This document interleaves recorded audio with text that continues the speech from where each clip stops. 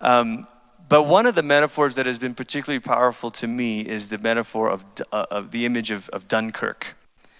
Now, I don't know how much you recall about this, but Dunkirk was not much of a battle. It was technically a retreat. And what happened was there was a halt order that was issued. It didn't actually come from Hitler. It came from one of the commanders. And they were pressing in on the Allied forces on the beach of France. And they could have slaughtered them. But for whatever reason, they issued a halt order. And in a span of 9 days, the Allied forces were able to evacuate over 330,000 soldiers. Over 330,000 soldiers. But they had to do it in a very clever way. They couldn't just roll in all of their Navy stuff. And think about this, Britain up to that point was the most powerful Navy in the world. And they couldn't quite use all their Navy ships, otherwise they would have been spotted, they would have been torpedoed, all of that stuff. So what did they do? You know the story. Fishing boats, personal, larger vessels, cruise vessels. All of these personal, private citizens came in and got 330,000 people off the shores.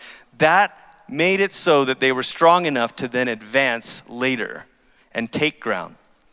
I'm not sure how much new ground we might take in this season. We might.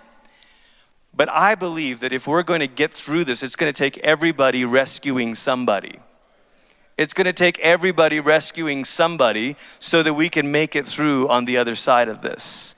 So that we can last on the other side, so that we don't lose the war here.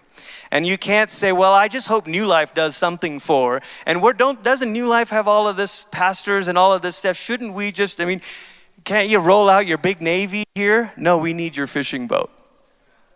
We need your fishing boat. We need you to go and get people. We need you to, if you can serve, serve. If you can get other people to serve, get them to serve. If you can just invite people, invite people. If you can ask people to tune in with you on Facebook, have them tune in with you on Facebook.